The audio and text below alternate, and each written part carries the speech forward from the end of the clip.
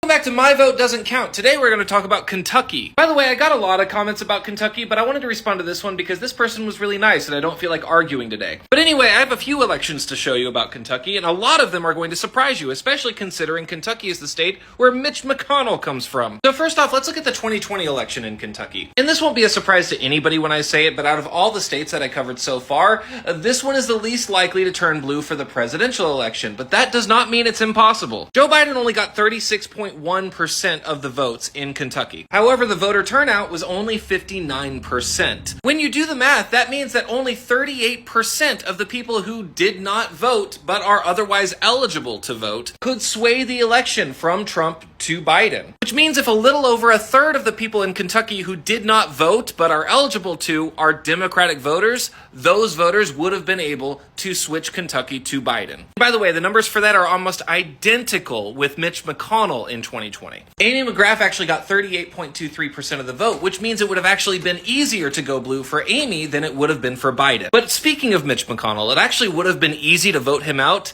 many times throughout his career. For instance, this is 2014 when Mitch McConnell got 56.19% of the vote and Allison Grimes got 40.7%. Here, it would have been very, very easy to kick Mitch McConnell out of office in 2014. If you wanted to vote Mitch McConnell out in 2014, only 13% of voters who didn't show up would have been able to flip that election. And even if you just look at Democratic voters, out of all of the estimated numbers of Democratic voters who stayed home, we would only need a third of them, 32.3%, to kick out Mitch McConnell in 2014. So long story short, Kentucky's elections are a lot closer than the Kentucky government or the media would want you to believe. But that's not all. Mitch McConnell's not the only one. This applies to Rand Paul as well. In 2016, Rand Paul went up against Jim Gray, and if only 17% of all of the non-voters in Kentucky voted for Jim Gray, Rand Paul would be out of office right now. And if you're just looking at non-voting Democrats, only 38.7% of them would have had to actually go to the polls. And this is true for 2022 as well. In 2022, Rand Paul went up against Charles Booker, and Charles Booker would have only needed 17% of all of the people who stayed home. And even if we're just looking at Democratic voters who stayed home, if only 43% of them went to the poll, then Rand Paul would have been out of office. And while this may seem impossible, especially for places like Kentucky, it's not, and Kentucky has done this already. In 2019, Kentucky elected their Democratic governor, and he's still there. In 2023, Andy Beshear won by 52.5%. When Kentucky voters